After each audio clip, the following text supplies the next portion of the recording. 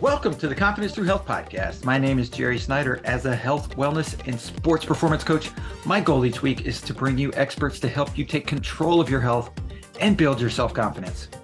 Thanks for including me today on your journey to better health. As an elite level runner and coach, I'm excited to introduce you to the All In Running Club. The All In Running Club exists to help you become a better runner.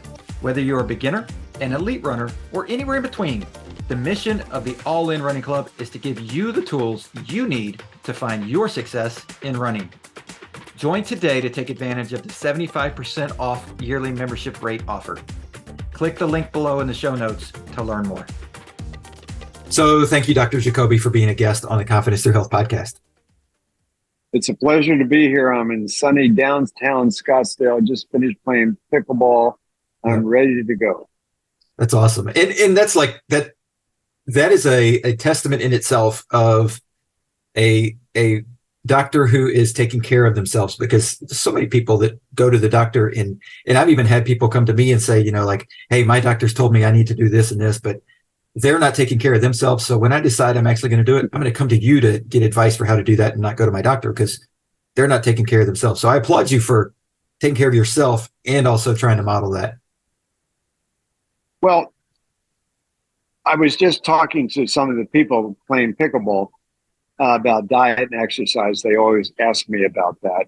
Sure. And they complain about the medical model. Well, I say, doctors are not in the healthcare business. They're in the pathology repair business. Right. So if your knee wears out, they fix it. That's what they're trained to do. That's what they're taught to do. That's where they make their money. So you're asking a doctor who repairs knees a wrong question. Yeah. Now, I'm kind of on the going out of regular medicine. I'm almost done with regular medicine. I'm doing regenerative medicine, stem cells.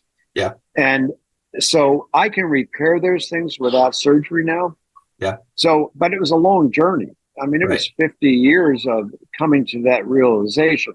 Yeah. Part of it was because of my own body, my own struggles with sugar, which if you asked me 25 years ago, was I addicted to sugar? I'd say absolutely not. I don't eat sugar. Well, yeah.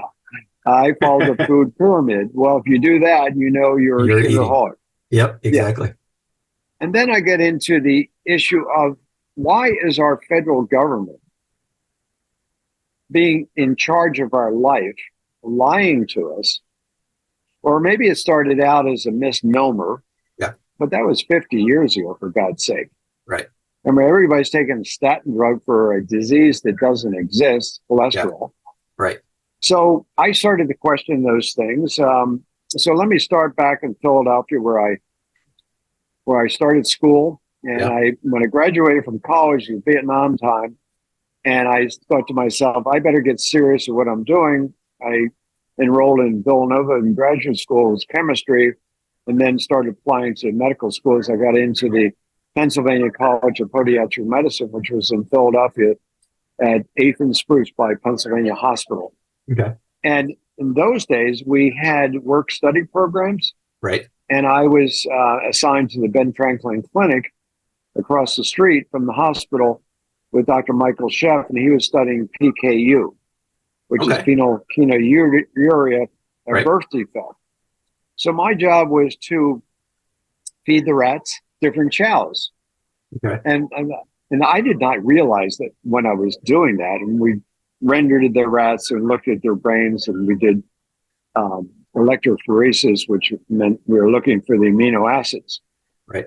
But I would think it maybe 25 years later, one day I was thinking, wait a minute, what was I feeding those little furry guys? I was feeding them grain. Okay. Rats are carnivores. Right. Well, what the hell are we feeding them grains for? Well, we did feed the control group the standard rat diet, not the standard American diet, which is the same thing. Right. And then we're testing them against another chow. Well, there is a difference on the amino acids. So that's when I kind of start, what's this all about? Now, I was in Dr. Sheff's biochemistry class at the time. So he's like a Nobel laureate. He was from England and an MD, PhD, and he worked with Watson and Crick, the discoverer of DNA. Yeah. And he's talking to me about that every day while he smoked his Chesterfields and burnt holes in his tweed suit. So that's where we were back in the 60s. Right. But it stuck to me, but I was still allopathic model. I was there to learn surgery, which I did. And then I came out to Scottsdale. I founded the Scottsdale Healthcare Wound Care Center about 40 years ago. And about 25 years ago, I ran into Dr. Lee Dellon. And Dr. Dellon is a professor of neurosurgery at Johns Hopkins. I'll try to make this story short. Yeah. He said, why do you podiatrists cut the nerve out in the foot? I said, well, that's what we were trained to do. And actually, Thomas Morton trained at the Pennsylvania Hospital. I was there. He was there in the 1800s. I just missed him. Yeah. And that's the training. So, 200 years later, we're still doing the same thing. Right.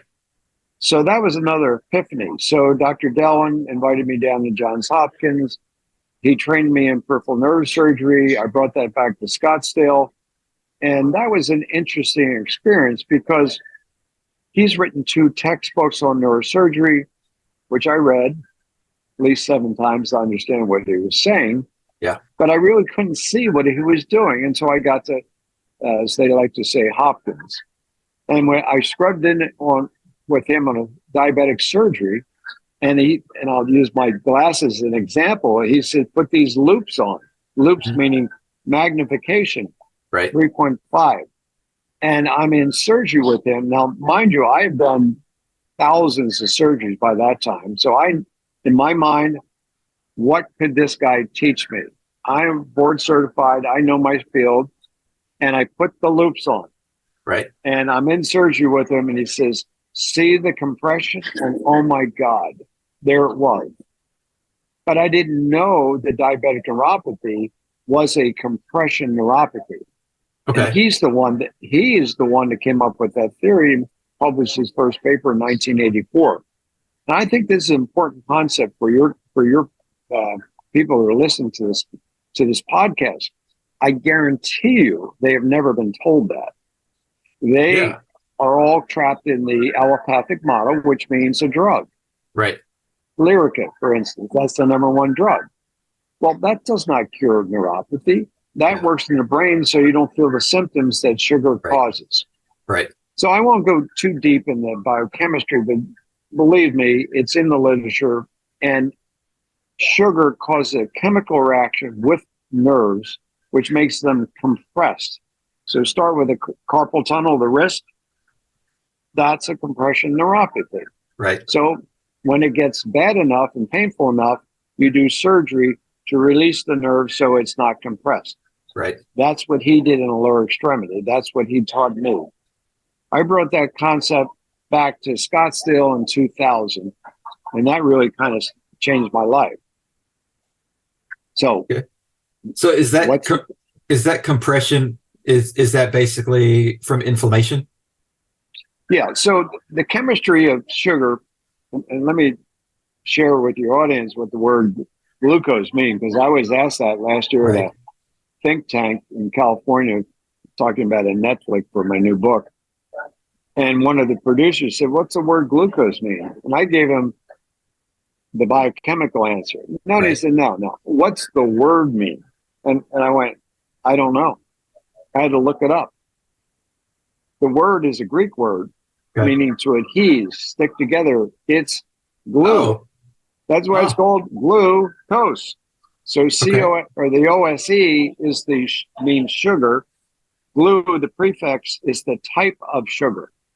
That particular sugar is glue. Well, that's an epiphany for me, among many other epiphanies. So now I really was like, wait a minute. So we have a sugar which is essential to life.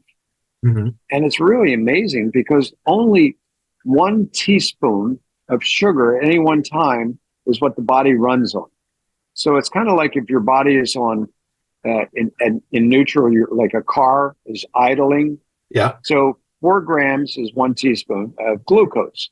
So you're idling along, and then you do need bursts of energy, and you will convert fructose basically and fat in your body into glucose. It's called gluconeogenesis. Right. So when you need it, you'll produce it.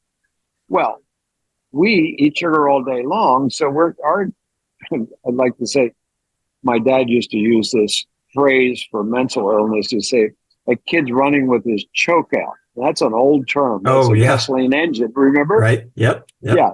So you're running at high RPMs and you're not going anywhere. Right. Well, that's a diabetic. High RPMs, running on lots of sugar and not going anywhere. But you are producing a lot of damage to your body. Right. So I get that all day. Well, no, sugar is good for you. Yes, it is in the right dose. The dose is the poison. Right. So anything over 4 grams at any one time is going to evoke a insulin response. So I thought about that, and I was thinking, well, that's really kind of odd, because most people have been taught to eat sugar and eat all day, right, and that food pyramid tells us to do that. Right. Now that was constructed by the USDA, United States Department of Agriculture. Eat 6 to 11 helpings of grains every day. Then on the next level up, eat your fruits and vegetables. I don't want to talk about that. That's also sugar. Right. And if you run out of the pyramid at the top, then you maybe can have some fat. Yeah. That is an upside down pyramid. Right. Now, if the US government doesn't understand that, then they must be out to kill us because that's what's killing us.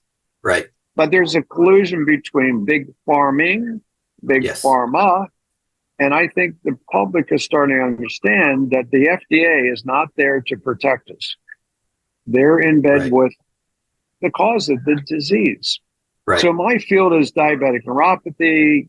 I know the chemistry of this stuff. I know the surgery. I know the regenerative approach and stem cells. And so that's where I'm at.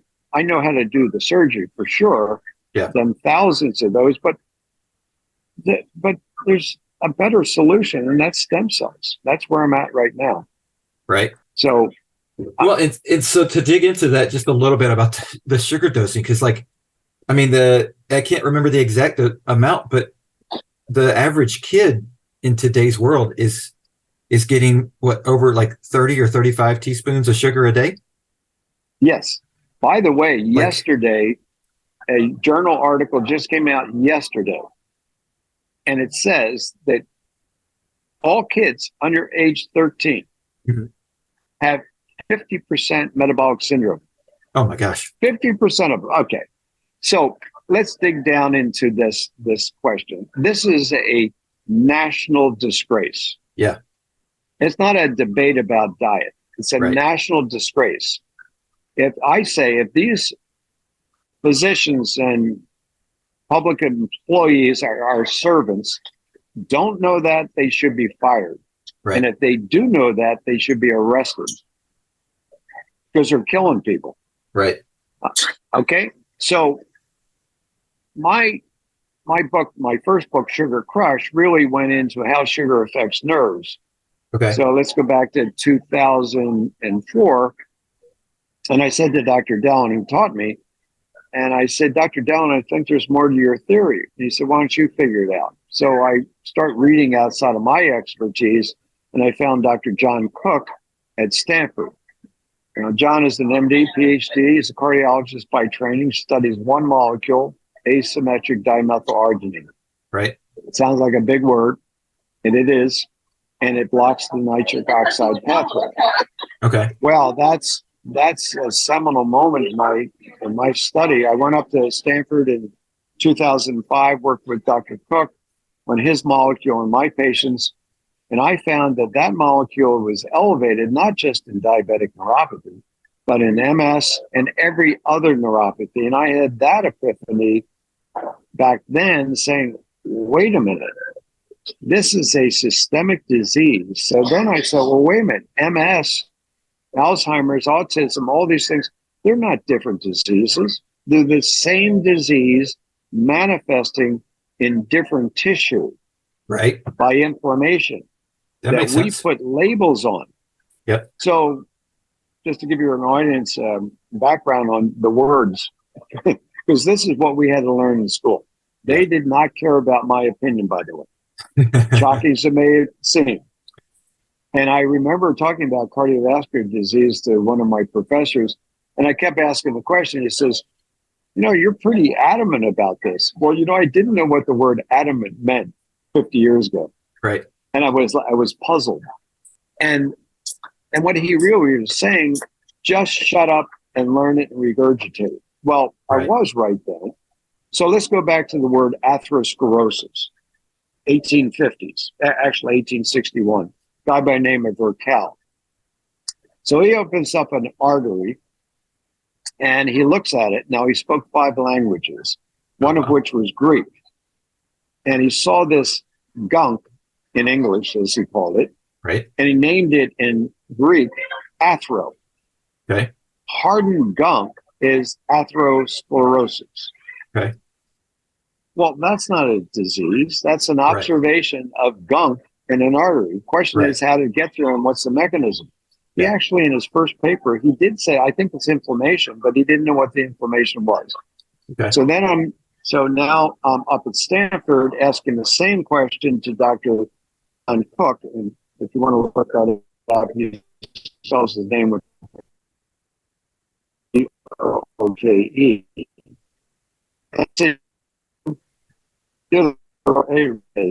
World authority on this subject, and I didn't want to read all the 700 papers, which I read. So I did it the easy way. Said, John, I'm confused. I have this hypothesis. Could you run me through it?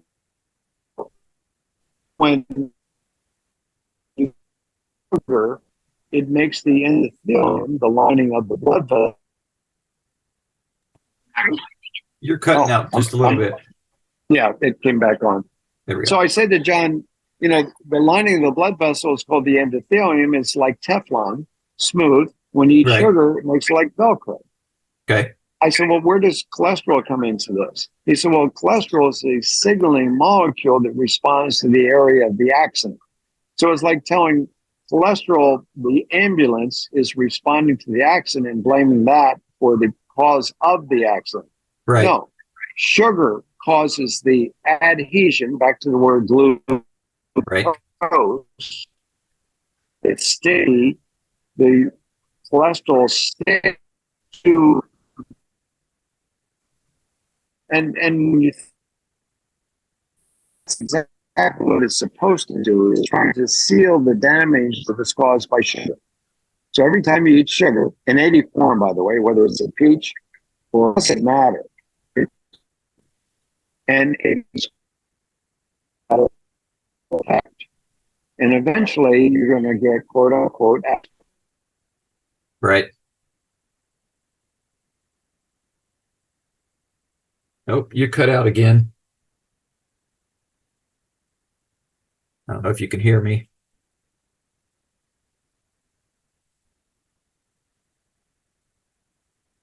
You there? Yeah, we're back again. Can you hear me? Yes, I got you back now. So that was a seminal moment for me in this sugar issue, and that's In Sugar Crush, my first book. I published that in 2015, so it's like I've been talking about this for 25 years. Right.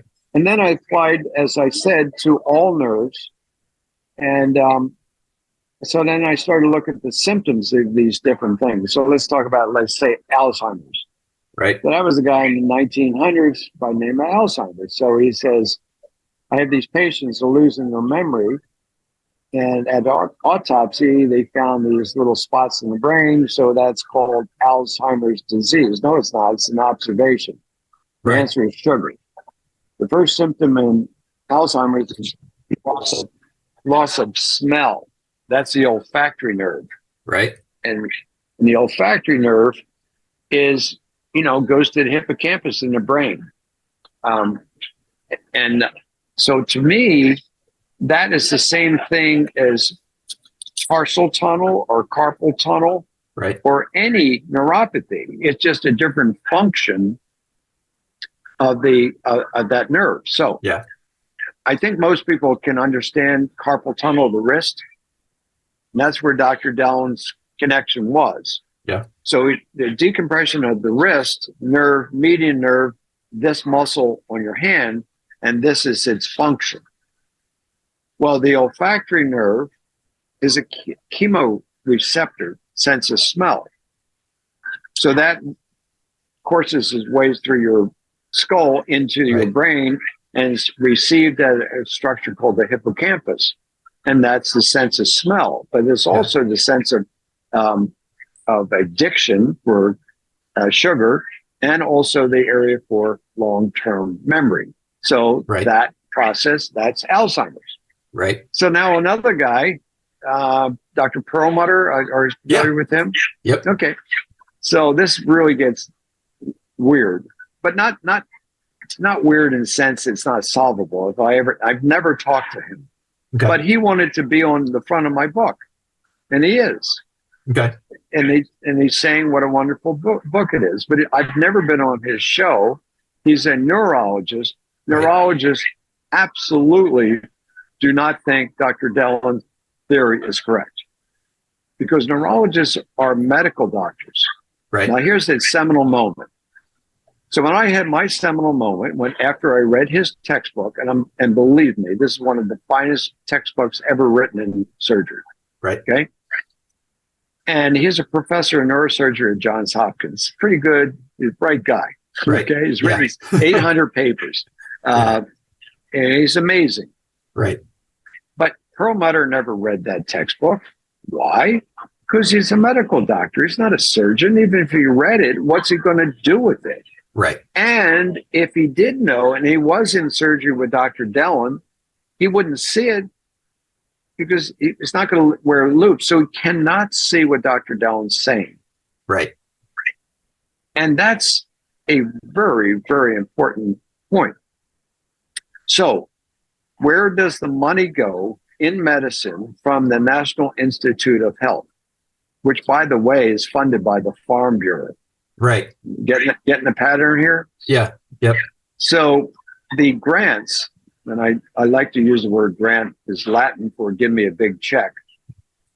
And my son's name, Grant, and I think it's true.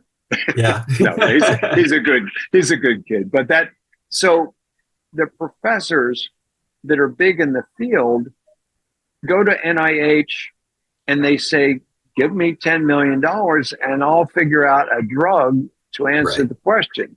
Right. And Big Pharma loves that. Yep. And that's where the money goes. I would go to NIH, which I did, by the way. That's an interesting story. They don't want to hear what I have to say. Yeah. Because there's no monetary, at the end, you can't monetize this disease. Right. You need a drug. Right. So that's why it's never been solved. And it never will be solved unless you put Dr. Dellon's lens on, read his textbook, listen to what I'm saying. Right. And all these diseases are the same. Yeah. And I'd love to have that debate with Dr. Perlmutter, but it's never going to happen. Now, back to Alzheimer's. He is the one is coining the word that Alzheimer's is type 3 diabetes. Right. Yep. I heard that. Right. Yep. Well, if type 3 diabetes is Alzheimer's, what is ALS? Type 4? Right. Is MS type 5? Is Hunter, there was a disease that Jimmy Buffett just passed away, a Merkel cell tumor of the branch of the trigeminal nerve. Is that type 7,468? Right. Right. No. In my opinion, this is where I get a lot of pushback. There is no such thing as type 1 diabetes or type 2 or type 3 or type 700,000. Yeah. They're all the same. The chemistry is the same, but what's the difference? And that's epigenetics. Right. So if you carry the genes, they're going to express when you come in contact with the trigger. Right. That tissue that is inflamed, we'll put a label on it, and you'll have whatever the hell we call it. Right. But the answer is sugar. But my new book, and I use this phrase, stem cells don't give a rat's ass what you call uritis. Nice. Because they fix anything. Yeah. So my kind of the biochemistry talk is kind of like mute, because it's like doesn't matter. So if you're 50, 60, 70, 80 years old and you have an inflammatory condition like arthritis of the knee, then you get an option. You're going to be given an option of medicine, Advil and all that stuff, anti-inflammatories, or a monoclonal antibody, which is another big subject. That those drugs are like rheumatoid arthritis. They're given for inflammatory conditions caused by sugar. We take people have rheumatoid arthritis. We take their serum. We inject our little rat friends or mice, and then we take their antibodies and go to a laboratory and make the antibodies, sell it back to you for $200,000 a year and never cure it. But it does make your knee feel better. Right. It does make your knee feel better. So so now you have an option of either surgery or medicine. And now we have this wonderful, wonderful window of opportunity called regenerative medicine. Yeah. And that is a seminal moment in the history of medicine. Well, and that's something that, and I fully agree with you that diseases are not being looked at the government level, at the pharmaceutical level, at the medical school level, in necessarily okay, what's the connection? What's the root cause? How, I don't think anybody's really going all the way down that channel like you have to say, this is where it's all started. Yeah. And it's real simple. Ansel keys, Yeah. And I think, and because like you just said earlier, that there's no money for them in teaching people, well, if you just get the right amount of what you need for your cells to be able to work properly, and you can, because the possibilities there, you can get tested for epigenetics, you can figure out what your triggers are that are going to set off different genes that are going to set off different diseases, and you stay away from those triggers, and then you don't turn those diseases on. Absolutely. Now there's very little money there. Yeah, there is no money. Now this new world of wearables, and I'm connected with a company called MedWatch. Yeah. So they have a new technology. It's not out yet, but are you familiar with the continuous glucose monitors? Yes. Like Libre and Dexcom. Yep. So they have needles, they go in the skin and can measure glucose. This new technology is optical, no needles. Oh, wow. Not only measures glucose, but just about any molecule. Okay. The signature of the molecule. Right. Even that crazy molecule, asymmetric dimethylarginine, which is the first marker of this disease. That's what we figured out. Right. Now, if you can do that and have a device on your body and you eat an apple and it lights up green, that's good for you. I eat the same apple and it's red. It's not good for me because of epigenetics. Right. So we can start to modify our diets. Now, there's a big, the big argument in nutrition is the herbivores, vegetarians against the carnivores. Right. Now, I happen to be on the carnivore side, but that's good for me, but it may not be good for you. Right. So we had that debate, and I think this will help solve that debate. Yeah. So, the fruits and vegetables, maybe at one point in time they were okay, and maybe we learned to eat the right things, but the fruits and vegetables we're eating today are not the same things we ate 50 years ago. Oh, yeah. Yeah. So they've been genetically modified. They've been modified, and the fields are not as rich in nutrients, and so the density as far as nutrition is concerned with those is poor, especially if you're getting them from what's turned out to be a traditional monocropping farming system. Yes, and it starts there. Are you familiar with Stephanie Seneff? Yes. So Stephanie and she actually taught me the shikimate biochemistry of the microbiome. Right. And she's brilliant. She just helped me on my biochemistry. And we were going to write a book together. And she wrote the book, Toxic Legacy. Okay. So we were going to write a book called Gut Check. And we'll probably write, or that probably will be published. Yeah. But I encourage you to write that because that's about glyphosate and Monsanto's herbicide. Right. And it gets into the soil. Yep. And the FDA said, well, it's safe for humans. Well, maybe at that point in time. But when you eat food that's genetically modified, then you're going to get the glyphosate into your gut. So let me break that word down for your audience. And so glycine, which is a amino acid, and this is a good trick to do, to take glycine supplements, because you're getting glyphosate, which really means glycine that's been hooked up with a phosphate molecule, and it gets stuck in our DNA. That's called the shikimate pathway. Right. So you can take a lot of glycine and counteract the effect of that poison, and it is a poison. Right. Yeah, it is. So like irritable gut, Crohn's disease, just about every disease is linked to that herbicide, Hodgkin's lymphoma. Right. So it goes on and on. Yeah. So we are still allowing that compound to be sprayed on all our crops. Now we're pushing it around the world, and it's directly linked to diabetes and all these diseases I just talked about. Right. So, but now I think we have with stem cells and people like yourself broadcasting the truth and wearables that can measure these things, that we get off the grid, so to speak. Right. We don't have to rely on our own government agencies. Although, why should we be paying horrible amounts of taxes to keep them in business when they're trying to kill us? Right. But there's light at the end of the tunnel. So my new book, so it'll be out in January. Yeah. And it's really emphasized stem cells. Now, here's the problem. The FDA this year made amnio, which is one of the products. Now, let me break what stem cells are down. Yeah. It gets a little confusing. Let's go back to 2000. President Bush, he said no embryonic stem cell research in the United States. Right.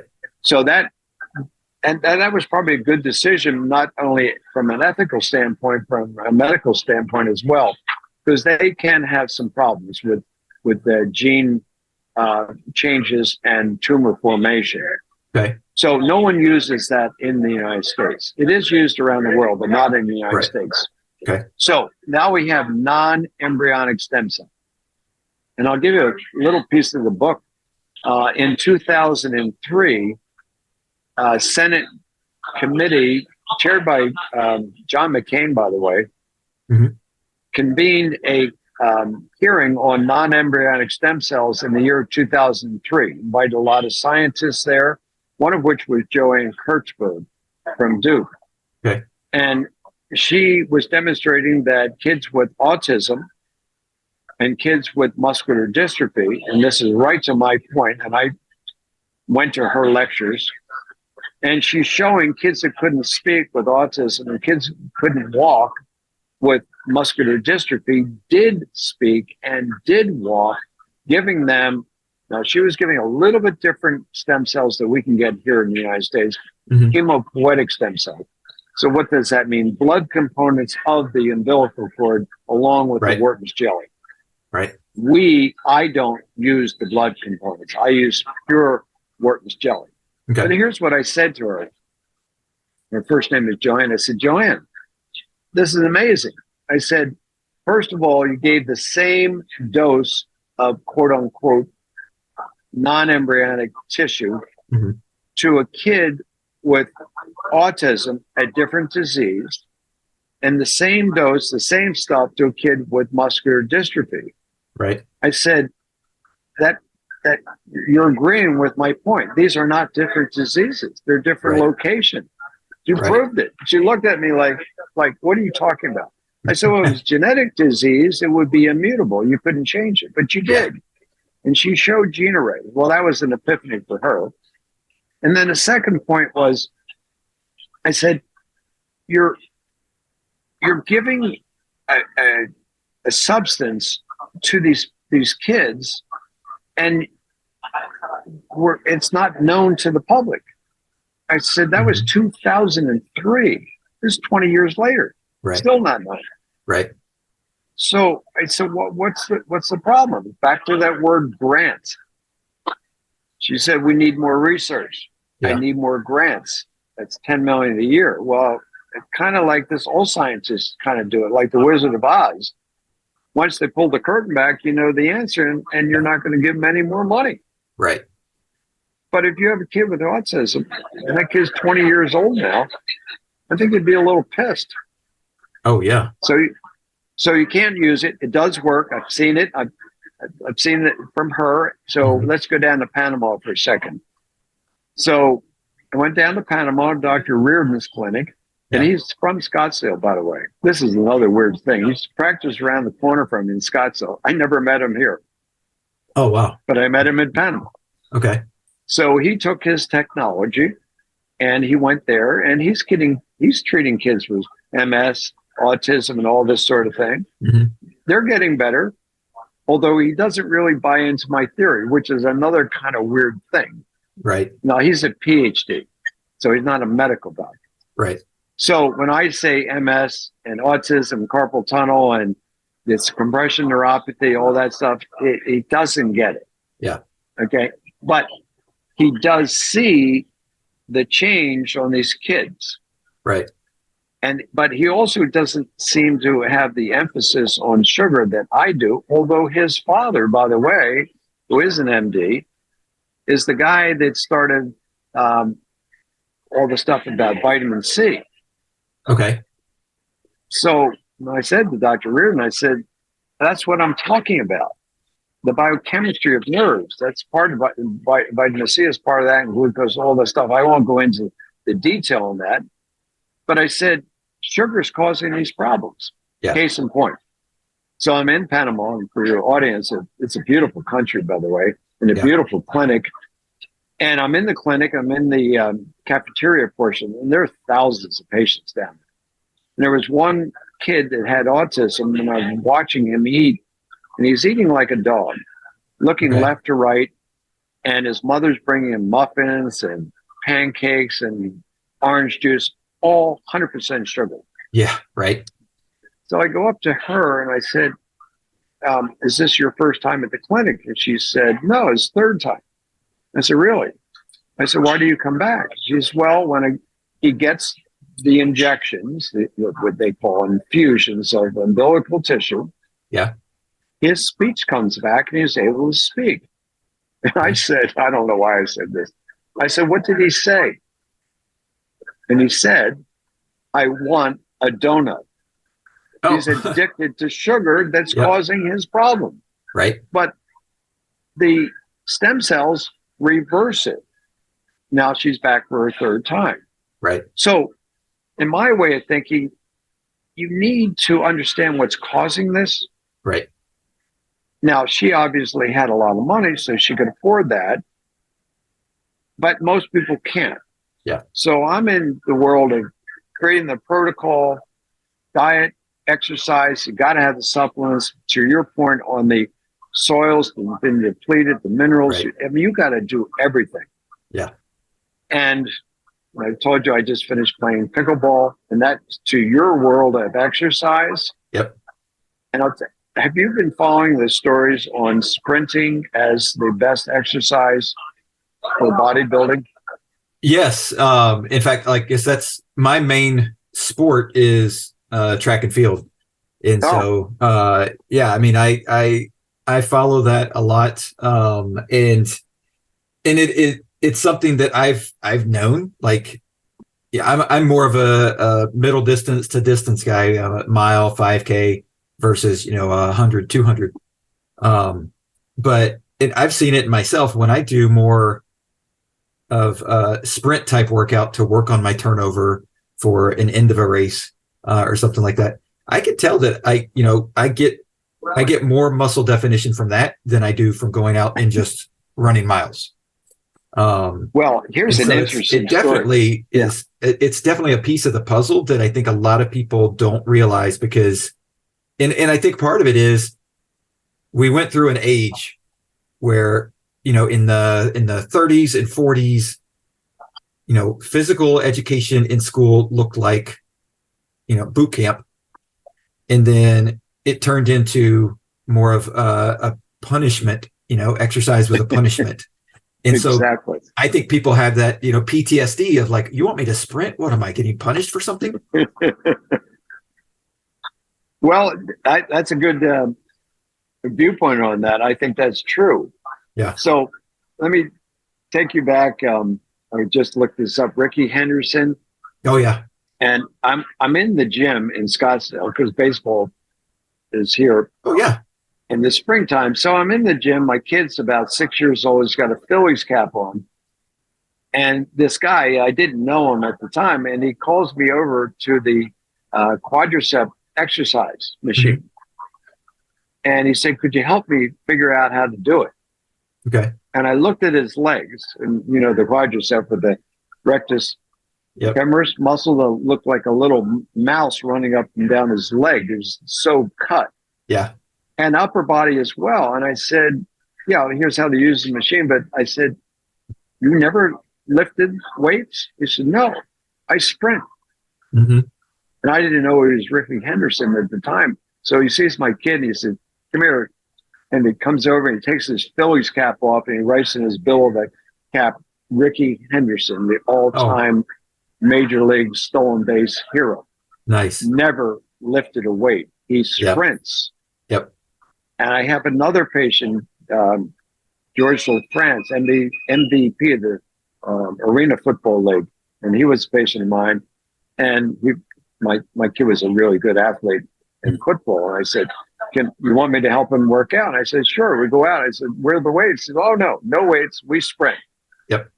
And when you look at sprinting, now there's papers out that are really confirming what you observed. There's cytokines and growth factors that are released, which are basically stem cell type products. And when you sprint with your leg muscles, that then circulates through your body and your upper body gets cut and gets defined. Yep. So if you look at sprinters, Olympic sprinters, these guys are ripped. Yeah. But long distance runners are almost emaciated. Right. So it's the right leg exercise. So now I've incorporated that into pickleball. Pickleball is fun. Mm-hmm. And it's really basically sprinting. Right. That's what it is. Yeah. Quick movements, and you're building that up. So now I have an exercise. I don't have to go running, 3 miles every day.